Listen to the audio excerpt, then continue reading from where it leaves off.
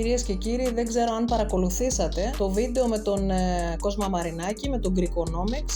Είναι ένα νέο φαινόμενο που συμβαίνει αυτή τη στιγμή στην Ελλάδα μας. Κατεβάζουν βίντεο, ό,τι δεν συμφέρει στο σύστημα, το χτυπάνε. Βέβαια, παρότι κατέβασε το βίντεο ο κύριος Μαρινάκης, όπως εξήγησε, μετά από αυτή την ιστορία, έκαναν εγγραφή στο κανάλι του 50.000 νέοι εγγεγραμμένοι. Αξίζει να παρακολουθήσουμε την εξήγηση που έδωσε ο κύριος Μαρινάκης. Προσπάθησα να βάλω τα πιο χτυπητά, τα πιο ζουμερά στοιχεία, αλλά δυστυχώς δεν μπόρεσα να κόψω πάρα πολλά. Πού μπήκαμε στο 2025 και αντί να μιλάμε για όλα εκείνα που έφτασαν τη χώρα μας στον απόλυτο οικονομικό πάτο της Ευρώπης, εμείς πρέπει ακόμη να ασχολούμαστε με την ελευθερία του λόγου? Ας μιλήσουμε για την ελευθερία του λόγου. Πριν από μερικές μέρες ανέβασα στο Greekonomics ένα βίντεο για τη διαπλοκή. Έθετε ως βάση την πολύ διαδεδομένη θεώρηση των Σμιθ και Μασκίτα περί κέντρων εξουσίας, όπως την παρουσίασαν το 2011 στο βιβλίο του «Το εγχειρίδιο του δικτάτορα», και πάνω σε αυτή εξηγούσε κάτι που οι περισσότεροι Έλληνες αγνοούσαν.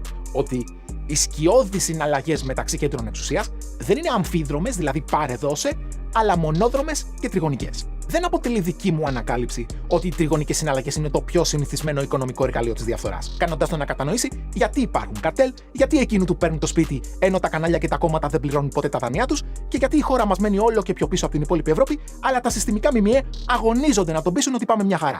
Σαν Κοσμάς Μαρινάκης, πίστευα και πιστεύω ακόμη και στις 1137 αυτές λέξεις. Βασικά, με την τροπή που πήραν τα πράγματα, σήμερα πιστεύω περισσότερο σε αυτές από ότι όταν τις εκφώνουσα. Στην καθιερωμένη επιστημονική πρακτική που ακολουθείται από το διαφωτισμό μέχρι σήμερα, οι επιστήμονες δεν καλούνται να προσκομίζουν αποδείξεις για κάθε πρόταση που αρθρώνουν σε ένα συνέδριο, μια εργασία ή μια διάλεξη. Πηγές παρατίθενται μόνο για ισχυρισμούς που δεν είναι ευρέως παγιωμένοι στην επιστήμη ή στην κοινωνία. Τι παριστάνουν ότι δεν καταλαβαίνουν, λοιπόν? Ότι τα κανάλια επιβιώνουν με δάνεια και διαφήμιση από συστημικές τράπεζες στοιχηματικές και άλλες εταιρείες όμορων συμφερόντων? Μα είναι επισήμως καταγεγραμμένα αυτά στους δημοσιευμένους ισολογισμούς των ίδιων των καναλιών.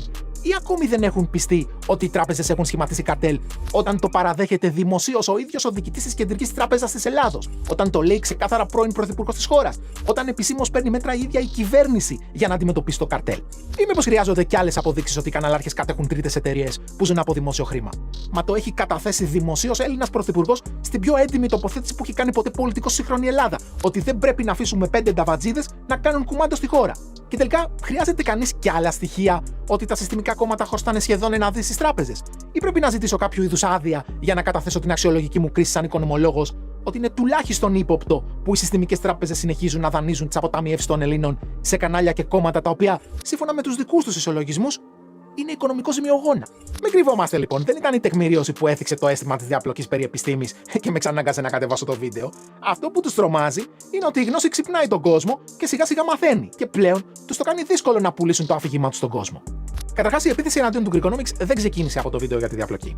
Άρχισε 3 μήνες πριν, αμέσως μετά από το βίντεο για τα καρτέλ, που μέσα σε μέρες έκανε πάνω από 500.000 κόσμο να κατανοήσει ότι η ακρίβεια είναι ένα παιχνίδι που παίζεται στην πλάτη του. Το κανάλι, λοιπόν, έγινε στόχος επαγγελματιών του είδους που κάποιοι προσέλαβαν για να μας κάνει σαν τον μπαν το YouTube και τα βίντεο να εμφανίζονται σε λιγότερους νέους θεάτες και να μπαίνουν πιο σπάνια στα προτινόμενα ακόμη και των δικών μας συνδρομητών. Το τρίγωνο της διαπλοκής ανέβηκε στις 11 Δεκεμβρίου και στις λίγες μέρες που πρόλαβε να κολυμπήσει στον αλγόριθμο, η πορεία του ήταν απογοητευτική.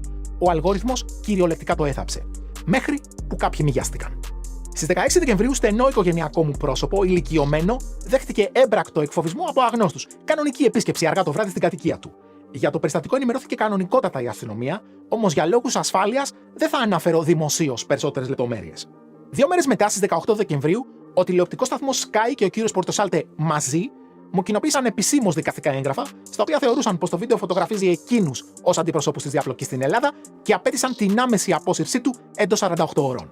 Ο Sky δεν αναφερόταν πουθενά σε εκείνο το βίντεο. Οποιοσδήποτε έξυπνος άνθρωπος θα έστελνε μια επιστολή στο Greekonomics. Σας συγχαίρω για την προσπάθεια να εξηγήσετε τη διαπλοκή, αλλά προς αποφυγή κάθε παρεξήγησης με το όνομά μου, και εγώ είμαι εναντίον της διαπλοκής και την πολεμώ με τη δημοσιογραφική μου ιδιότητα. Αυτό από μόνο του θα μας ανάγκαζε λόγω της δεοντολογίας μας να τη δημοσιεύσουμε ακριβώς κάτω από το βίντεο. Ανταυτού, ο κύριος Πορτοσάλτε προτίμησε να μας φημώσει.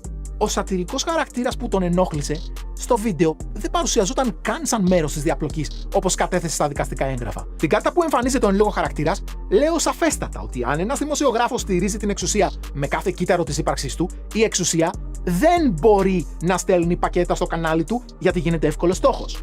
Και στις μετέπειτα κάρτες που όντως παρουσιάζονται οι τριγωνικοί μηχανισμοί της διαπλοκής, αυτός ο χαρακτήρας δεν εμφανίζεται πουθενά. Γιατί απλούστατα η διαπλοκή δεν λειτουργεί με φανμποϊσμό και με γλύψιμο στην πολιτική εξουσία. Χρειάζεται μάστορες στην επικοινωνία που ο πολλής κόσμος τους θεωρεί αντικειμενικούς και τους εμπιστεύεται. Προφανέστατα ο κύριος Πορτοσάλτε μόνο μάστορας στην επικοινωνία δεν είναι, γιατί ακόμη και κάποιος εντελώς άσχετος θα μπορούσε να αντιληφθεί πως ο πιο σίγουρος τρόπος να κάνεις διάσημη μια κριτική που δεν σου αρέσει είναι να επιχειρείς να τη φημώσεις. Με βάση την ευρωπαϊκή νομοθεσία, είναι δικαίωμα του πολίτη να αποκαλέσει κάποιον που εκφέρει δημόσιο λόγο γλύφτη, άσχετο ή ψεύτη, όταν αυτό γίνεται στο πλαίσιο άσκησης δημόσιας κριτικής. Μάλιστα, η χώρα μας έχει καταδικαστεί στο Ευρωπαϊκό Δικαστήριο για παραβίαση της ελευθερίας της έκφρασης σε κάθε περίπτωση που τα ελληνικά δικαστήρια ερμήνευσαν κάτι τέτοιο σαν δυσφήμιση ή εξύβριση. Αυτά το νομικό τμήμα του Sky τα γνωρίζει και μάλιστα πολύ καλά. Ο λόγος λοιπόν που με απείλησαν νομικά δεν ήταν ότι θα καταδικαζόμουν ποτέ, ήταν ότι το τραβολόγημα στα δικαστήρια, στα εφετεία, στον Άριο Πάγο, ακόμη και στο Στρασβούργο θα με εξαντλούσε οικονομικά, αλλά και ψυχολογικά με τα συνεχή ταξίδια από τη Σιγκαπούρη για Ελλάδα για να παίρνουν εκείνοι αναβολές και να φτάσω να δικαιωθώ μετά από μια δεκαετία που δεν θα θυμάται κανείς τι είχε γίνει και γιατί δικαιώθηκα. Αντί για όλα αυτά λοιπόν, εγώ απλώς κατέβασα το βίντεο όπως απέτησαν και παραιτήθηκα των πνευματικών μου δικαιωμάτων από αυτό. Ας πάνε τώρα να μηνύσουν τα περίπου 400 κανάλια που το έχουν ανεβάσει, για να δούμε αν αντέχουν αυτοί τα δικαστικά έξοδα. Κύριε Πορτοσάλτε, δεν με καλέσατε στο δικαστήριο να αποδείξω τα λεγόμενά μου όπως γράψατε. Πρώτον, γιατί όπως γνωρίζουν όλοι, κανένα δικαστήριο ποτέ δεν ζητά από αυτόν που κατηγορείται να αποδείξει απολύτως τίποτα.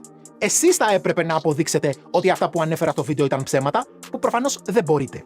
Και δεύτερον, γιατί ξεκάθαρα εσείς μου ζητήσατε να κατεβάσω το βίντεο εντός 48 ώρων. Ούτε θύμα το έπαιξα όπως γράψατε παρακάτω. Απλώς, εγώ δεν έχω τις πλάτες καναλάρχη και ολόκληρο νομικό τμήμα τηλεοπτικού σταθμού στη διάθεσή μου. Και επίσης, εμένα όταν ήρθαν οι μπράβοι στην οικογένειά μου, δεν μας έδωσε το δημόσιο τζάμπα αστυνομική φρουρά όπως εσάς. Εμάς μας ζήτησε η αστυνομία 100 ευρώ παράβολο για τη μήνυση και μας είπαν και με νόημα πως θα την έβαζαν κατευθείαν στο αρχείο. Αν παρόλα αυτά όμως όντως θέλατε να με καλέσετε όπως γράψατε, να στηρίξω αυτά που λέω στο βίντεο και σας τη χάλασα που το κατέβασα, γιατί δεν με καλείτε στην εκπομπή σας στην τηλεόραση του Sky να τα πούμε οι δυο μας πρόσωπο με πρόσωπο και μάλιστα μπροστά στους τηλεθεατές σας, στην έδρα σας? Επειδή με τα τελευταία γεγονότα το Greekonomics δέχτηκε πάνω από 50.000 νέους συνδρομητές, οφείλω να ξεκαθαρίσω κάποια πράγματα και για τους νέους και για τους παλιούς φίλους, και εγώ και οι συνεργάτες μου σεβόμαστε απόλυτα τους πολιτικούς θεσμούς, συμπεριλαμβανομένων και όλων των κομμάτων που εξέλεξαν οι Έλληνες στις διαδικασίες της δημοκρατίας. Είμαστε κανάλι οικονομικής επιστήμης και μοναδική μας αποστολή είναι να οπλίσουμε τους θεατές μας με γνώση, αντικειμενικά δεδομένα και δική τους κρίση,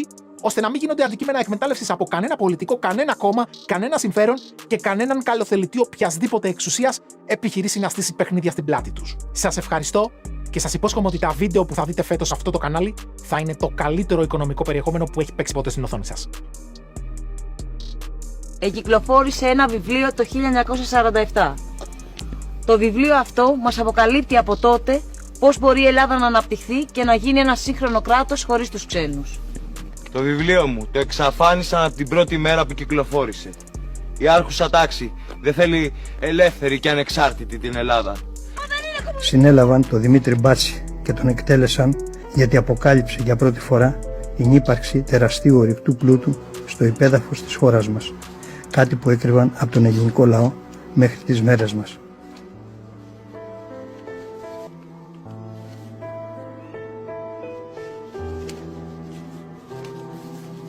Απεκάλυψε και την επιδίωξη των Αμερικάνων να αρπάξουν αυτό τον ορυκτό πλούτο με τη σκοτεινή 70 σύμβαση Κούπερ. Τους απικιακούς όρους της σύμβασης Κούπερ, εκτός από τους αντιδραστικούς κεφαλοκρατικούς κύκλους, τους υποστηρίζουν και σοσιαλιστές ακόμα, γράφει ο Δημήτρης Μπάτσης. Τον σκότωσαν γιατί ήταν πατριώτης. Μετά από όλα αυτά λοιπόν, ήθελα να σας ρωτήσω τι γνωρίζετε για την ιστορία του βραστού βάτραχου. Ένας συγγραφέας, ο Ολίβιε Κλέρκ, θέλοντας να δώσει με απλά λόγια αυτή τη μορφή παραίτησης που έχουμε σήμερα στην κοινωνία μας, ενώ συμβαίνουν τόσα πράγματα γύρω μας, χρησιμοποιώντας ένα πείραμα του 19ου αιώνα που έβαλαν έναν βάτραχο μέσα στο νερό και άρχισαν να το ζεσταίνουν σιγά σιγά.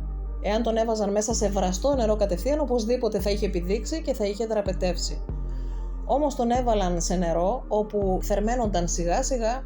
Η ταχύτητα της θερμοκρασίας ήταν με έναν τέτοιο τρόπο ώστε αυξανόταν ανά ένα λεπτό 0,02 βαθμούς Κελσίου. Αποτέλεσμα, ο βάτραχος κάθε τόσο, ενώ ένιωθε δυσφορία, προσπαθούσε να δώσει την ενέργεια από το σώμα του ώστε να συντονιστεί με τη θερμοκρασία στην οποία αισθανόταν δυσφορία. και κάθε τόσο η θερμοκρασία ανέβαινε, ώσπου σε κάποια στιγμή η θερμοκρασία άρχισε να τον βράζει, όμως δεν είχε πλέον άλλη ενέργεια ώστε να μπορέσει να πηδήξει και να δραπετεύσει.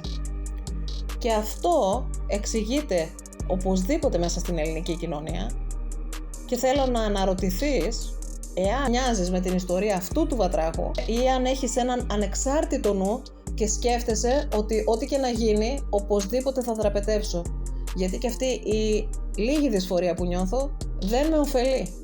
Τα κανάλια που ανέβασαν μέσα σε αυτά και το δικό μου όλη αυτή την ιστορία του Greekonomics είναι από τους βατράχους που έχουν ανεξάρτητο νου και που μπορούν να πηδήξουν και να δραπετεύσουν έγκαιρα. Όλη η ελληνική κοινωνία δυσφορεί για διάφορα πράγματα που συμβαίνουν και αυτά που συμβαίνουν με έναν τέτοιο τρόπο αργά και σταθερά ώστε καλά δεν μπορεί να τα αντιληφθεί κάποιος. Όμως νομίζω ότι ο κόμπος έχει φτάσει ήδη στο χτένι και γι' αυτό σε προτρέπω να μην κοιμηθείς, να μην παραιτηθείς όπως αυτός ο βάτραχος του πειράματος, αλλά να δραπετεύσεις έγκαιρα όταν βλέπεις γύρω την κλειστή κατσαρόλα και την παγίδα. Τι γίνεται, ποιοι είναι όλοι αυτοί που βρίσκουν τον ηλικιωμένο συγγενή ενός οικονομικού αναλυτή, καθηγητή του Πανεπιστημίου της Σιγκαπούρης και τον επισκέπτονται και τον εκφοβίζουν. Ποιοι είναι αυτοί που το τολμούν όλο αυτό στη δική μας κοινωνία σήμερα? Και ποιος είσαι εσύ και εγώ? Ποιοι είμαστε επιτέλους? Είμαστε αυτοί που απλά παρακολουθούμε τα γεγονότα να συμβαίνουν ή απλά αναρωτιόμαστε τι συνέβη ακόμη χειρότερα? Ή είμαστε αυτοί που κάνουμε πράγματα να συμβούν, που πηδάμε από αυτή την κατσαρόλα που σιγά σιγά βράζει και θα μας βράσει και θα πεθάνουμε? Σκέψεις προς προβληματισμό λοιπόν. Είμαι η Μαρία Δασκαλάκη. Θα ήθελα να γράψεις τα δικά σου σχόλια με τη δική σου άποψη από κάτω, είτε θετικά είτε και αρνητικά, γιατί όχι. Σε ευχαριστώ που παρακολούθησες.